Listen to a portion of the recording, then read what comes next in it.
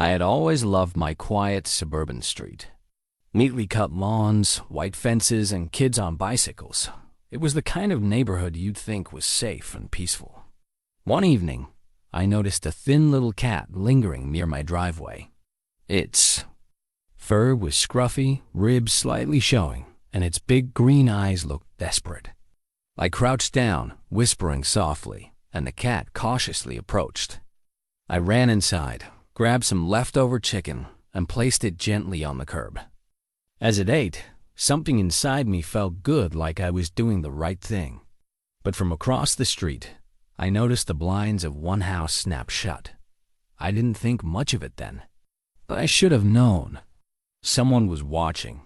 The next morning, as I pulled weeds in my yard, I heard sharp heels clacking on the pavement. "Excuse me," a shrill voice pierced the air. It was Karen, our self-proclaimed HOA queen, clipboard in hand and eyes like daggers. "We have rules here," she announced. "No stray animals. Feeding them invites disease and attracts pests." I opened my mouth to explain, but she cut me off. "I'll be filing a violation. Expect a fine in the mail." My jaw dropped. "A fine? For feeding a hungry cat?" She strutted away like she had just defended the neighborhood from a terrorist. 3 days later, the letter arrived. 150 fine. Violation. Harboring and feeding stray animals. I stared at the paper in disbelief. I wasn't harboring anything. The cat didn't even stay at my house. Furious, I dialed the HOA number, but Karen herself answered. "The rules are there for a reason," she said smugly. "If you don't like it, take it up with the board. But good luck. I am the board." She hung up before I could respond. My hands shook with anger. They cared more about rules than compassion. That evening, a stray cat came back. Despite the fine, I couldn't ignore its desperate meows. I poured a small bowl of milk and set it near my garage. As it lapped gratefully, I whispered, "Don't worry, little one, I've got you." But suddenly, a camera flash went off. Across the street, Karen stood on her porch, snapping photos with her phone. "Got you," she shouted. "That's another fine coming." My blood boiled. She was stalking me over a hungry animal. Words spread fast. Some neighbors whispered encouragement when Karen wasn't around. "Good for you," Mrs. Lewis murmured while watering her plants.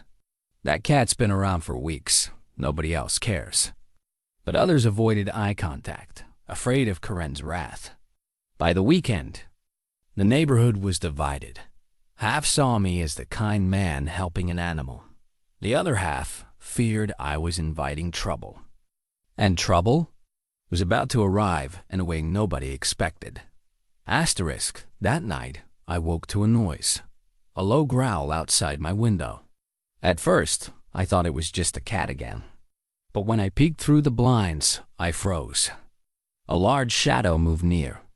My trash bin's too big for a cat, too smooth for a dog. The next morning, claw marks scarred my garbage can. Something wild had been here. By mid-morning, Karen was at my door, waving her phone. "See," she shrieked. "Because of you, we have wild animals now. I told you feeding strays would attract predators." I tried to argue, but she bulldozed on. "This is your fault. I'm reporting this to the county." I laughed bitterly. She was blaming me for something none of us understood yet. But deep down, unease gnawed at me. What had I actually attracted? That evening, the truth revealed itself. A neighbor's doorbell camera captured it. A massive mountain lion strolling down our street, its muscles rippling under golden fur, eyes glowing in the porch light. The footage spread like wildfire. Suddenly, the HOA emails exploded with panic. "Lock your doors. Keep kids inside. This is an emergency." But Karen had only one name on her lips. Mine. The community turned frantic. Parents kept children inside. Joggers stopped their evening runs, and even the mailmen hesitated to walk up driveways. Some whispered about moving. Meanwhile, Karen doubled down, insisting if he hadn't fed that stray, the lion wouldn't be here. The irony was sickening, blaming compassion while ignoring the real danger. Asterisk one night, as I set out food for the stray, I noticed it wasn't eating much. Instead, it rubbed against my leg and meowed toward the trees. Curious, I followed its gaze. My heart skipped a beat. In the shadows, two tiny kittens peeked out, trembling. The stray wasn't just hungry, it was a mother. She had been leading me to her hidden babies. Suddenly, it all made sense. The scraps of food hadn't attracted the mountain lion. The scent of vulnerable kittens had. Asterisk, I tried explaining this at the emergency HOA meeting, but Karen exploded. Lies! He's covering for himself, she screamed. Wild animals belong in the wild, not in our neighborhood. He endangered us all. Her voice grew shriller until even her allies looked uncomfortable. The president of the HOA finally interrupted. Karen, sit down. For once, she wasn't in control. Asterisk 2 nights later, chaos erupted. At 3 a.m., the lion returned, prowling, dangerously close to the playground. Lights flicked on, alarms blared, and police cars swarmed the street. Neighbors screamed from their windows. The lion crouched low, ready to strike, until suddenly it froze. The stray mother cat had stepped forward, hissing with surprising courage. The lion blinked, then slinked back into the trees. The mother had defended her kittens, and the beast respected her bravery. Asterisk, the police and animal control trapped the lion the next day and relocated it to the mountains. The crisis was over, but the story spread beyond our town. Local news stations picked it up. Mother cat saves neighborhood from mountain lion. Cameras came. Reporters wanted interviews. Suddenly, I wasn't the villain Karen painted me as. I was the man who helped the mother cat protect her family. Asterisk, with all the media attention, Karen's lies unraveled. Neighbors shared stories of her harassment, petty fines, intimidation, spying.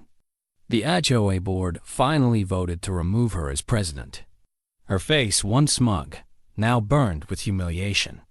She slammed her door and vanished from meetings altogether. The street felt lighter without her shadow. Asterisk weeks later, the kittens grew strong, chasing each other around my yard. Neighbors often stopped by, bringing food, even building a small shelter. The once divided street now felt united, brought together, not by rules, but by compassion. One evening, as the sunset painted the sky, I sat on my porch with the mother cat curled in my lap. I thought about the mountain lion, the chaos, the fear, and smiled. All of it started with a simple act of kindness: feeding a hungry cat.